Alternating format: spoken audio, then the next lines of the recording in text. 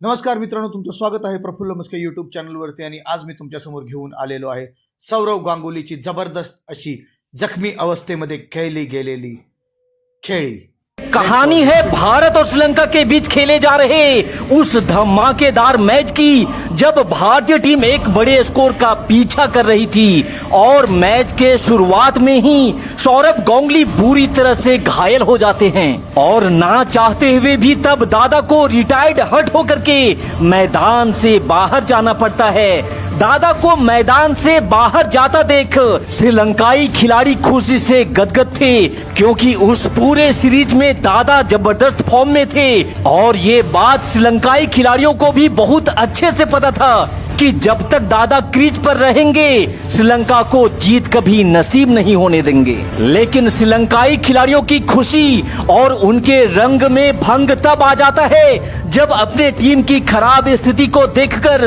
दादा दोबारा से मैदान पर बल्लेबाजी के लिए आ जाते हैं। और इस बार दादा के साथ आता है सैलाब का एक ऐसा तूफान जिसने मैदान पर ऐसा तबाही मचा दिया था कि दादा के लिए वो मैच ऐतिहासिक तो बन ही गया था, साथ ही दादा ने श्रीलंकाई टीम को ये भी बता दिया था कि जब शेर घायल हो जाता है तब कैसे वो और भी खतरनाक हो जाता है। भारतीय टीम के इस घायल शेर की खौफनाक बल्लेबाजी का पूरा नजारा मैं आपको दिखाने जा रहा हूँ, लेकिन आगे बढ़ने से पहले आपसे गुजारिश है कि इस वीडियो पे एक लाइक जरूर दीजिएगा। ये साल था 2007 का।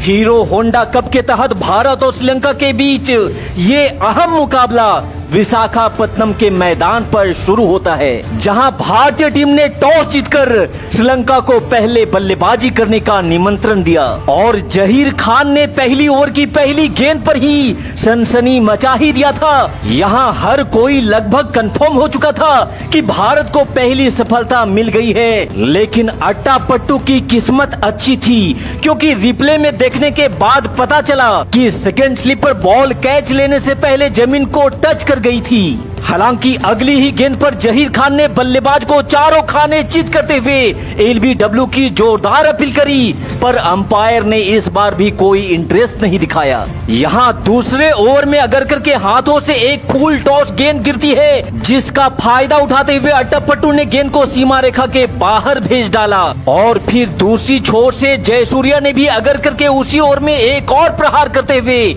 जयसूर्या ने भी अपने हाथ खोलने शुरू कर दिए थे। यहाँ से मारवन अट्टापट्टू के साथ मिलकर सनत जयसूर्या ने श्रीलंका की पारी को आगे बढ़ाना स्टार्ट किया और इस दौरान इनके बल्ले से कुछ बेहतरीन शॉट भी देखने को मिले। अट्टापट्टू और जयसूर्या ने 7 ओवर की समाप्ति के बाद श्रीलंका के स्कोर को 40 रनों के पार तक भी पहुंचा दिया था, लेकिन पारी का 8वां ओवर डालने आए अजीत अगरकर ने जयसूर्या को गांगुली के हाथों में कैच करवा भारत को पहली सफलता दिला डाली। यहाँ से अट्टापट्टू और महिला जयवर्धने अपनी पारी को संभालने की कोशिश कर ही रहे थे कि तभी अगरकर एक बार फिर से इनके लिए काल बनकर के सामने खड़े हो जाते हैं और जयवर्धने को 7 रनों पर ही आउट करके बेचारी महिला को पवेलियन की राह दिखा देते हैं। तब श्रीलंका की पारी को संभालने कुमार संगकारा मैदान पर बल्लेबाजी के लिए आता है, जहां इस बार जहीर खान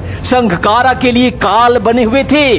जहीर की गेंद को संगकारा उठा करके बाउंड्री के पार भेजना चाहता था, लेकिन 30 गज घेरे को भी पार नहीं कर पाया और रॉबिन उथप्पा ने बेहतरीन कैच लेकर कुमार संगकारा को मात्र 1 रनों के निजी स्कोर पर ही उसकी पारी पर विराम लगा दिया था। यहाँ अपने साथियों को बेसब्री से पवेलियन जाता देख अट्टापट्टू ने कहा कि मैं यहाँ अकेले क्या करूं, और श्रीसंत ने अट्टापट्टू के अरमानों को पूरा करते हुए उसे ऐसा बोल्ड मारा कि अट्टापट्टू भी अब बल्लेबाजी से मुक्त हो चुका था। लेकिन तभी मैदान पर श्रीलंका के लिए चमत्कार बनकर के चमारा सिल्वा नाम का एक खिलाड़ी खड़ा हो जाता है, जिसने श्रीलंका की डूबती नैया को अकेले अपने दम पर ही पानी पे तैराना शुरू कर दिया था।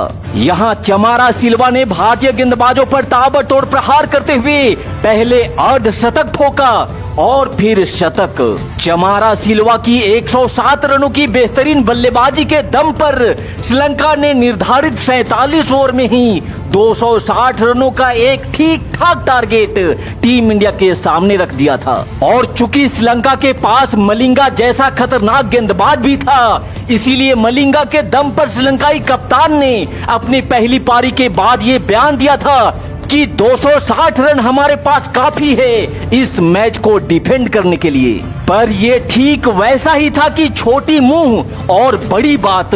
भारतीय टीम की जवाबी कार्रवाई में विस्फोटक वीरेंद्र सहवाग के साथ दादा सौरभ गांगुली भारतीय पारी की शुरुआत करते हैं। लेकिन अभी यहाँ पहले ओवर का खेल चल ही रहा था। अभी भारत का स्कोर मात्र 6 रनों पर ही था कि तभी गांगुली इंजर्ड हो जाते हैं। तब दादा को दर्द इतना तेज हो रहा था कि वो खड़ा भी नहीं हो पा रहे थे। तब दौड़ा दौड़ा मैदान पर फिजियो आता है। दादा दर्द से कराह रहे थे। डॉक्टरों ने उन्हें मैदान से बाहर चलने को कहा, पर दादा मैदान छोड़ जाने को तैयार नहीं थे। पर डॉक्टरों की जिद के कारण ना चाहते हुए भी अंततः उन्हें रिटायर्ड हट होकर के मैदान से बाहर जाना पड़ा। तब दादा को मैदान से बाहर जाता देख जयसूर्या और उसके साथी खुशी से झूम उठे थे।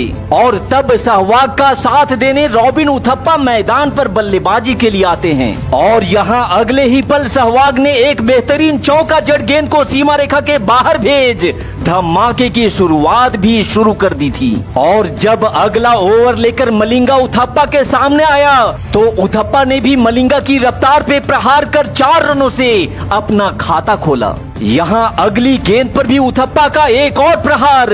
हालांकि गेंद बाउंड्री तक नहीं जाएगी, लेकिन जब तक फील्ड होकर के आती 2 रन टीम इंडिया के खाते में और आ चुके थे। मलिंगा की अगली गेंद, सहवाग का बेहतरीन टाइमिंग, नहीं है किसी के पास कोई मौका, सहवाग को मिलेगा यहाँ एक और चौका। अगला ओवर उपुल चंदना लेकर के आता है, जहां उथप्पा ने अपने बाजुओं का दम दिखाते हुए कड़ाकेदार प्रहार किया है और गोली की रफ्तार से गेंद को सीमा रेखा के पार भेज डाला।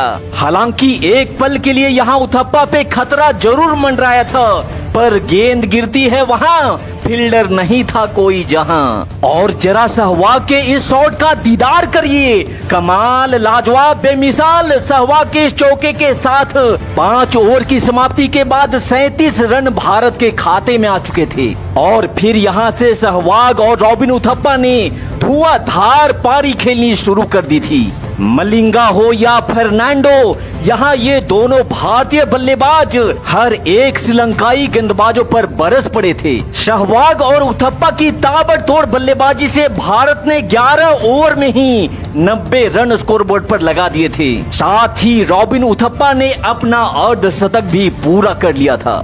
लेकिन फिर आता है पारी का 12वां ओवर, जहां महरूब की गेंद पर उथप्पा गेंद को हवा में मार बैठते हैं और 52 रनों की पारी खेल उथप्पा पवेलियन वापस लौट जाते हैं। तब भारतीय पारी को आगे बढ़ाने के लिए दिनेश कार्तिक को मैदान पर बल्लेबाजी के लिए भेजा जाता है। पर अभी भारतीय टीम के खाते में महज कुछ ही रन और जुड़े थे कि तभी फर्नांडो की गेंद पर कार्तिक मात्र 1 रन बना करके ही कॉट एंड बोल्ड हो जाते हैं। और 106 के स्कोर पर भारत ने कार्तिक का विकेट भी खो दिया था।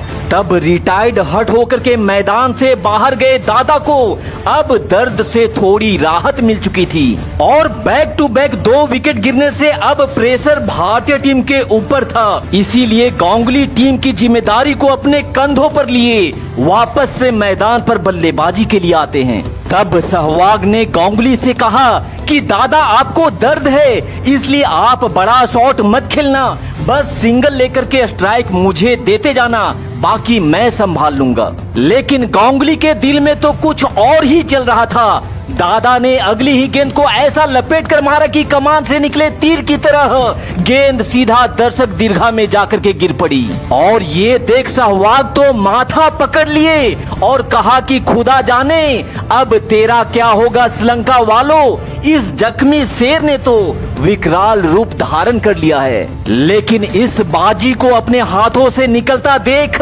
यहाँ श्रीलंकाई खिलाड़ियों ने बेईमानी की राह पर चलना भी शुरू कर दिया था। यहाँ सहवाग रन पूरा करके क्रीज के पास टहल रहे थे, लेकिन तभी संगकारा ने गेंद को स्टंप में मार करके अपील करी और यहाँ दुर्भाग्यपूर्ण तरीके से सहवाग को आउट होकर के पवेलियन वापस जाना पड़ता है। लेकिन श्रीलंका की इस गिरी हुई हरकत को देखकर ड्रेसिंग रूम में बैठे युवराज सिंह का पारा हाई हो चुका था और आक्रोश की आग में जलते हुए युवराज मैदान पर दस्तक देते हैं। जहां पहली ही गेंद पर युवराज ने गेंद को हवा में उठाकर इतने जोर से मारा कि गेंद रॉकेट की तरह उड़ते हुए 6 रनों के लिए सीमा रेखा के पार जा गिर पड़ी और बिना कोई वक्त गवाए इस बार युवराज ने डाउन द ग्राउंड शॉट खेल एक और चौका अपने खाते में जोड़ लिए। अब अगले ओवर में स्ट्राइक दादा के पास थी, जहां दादा ने चहलकदमी करते हुए गेंद को डाउन द ट्रैक हवा में उछाल दिया है और ये हो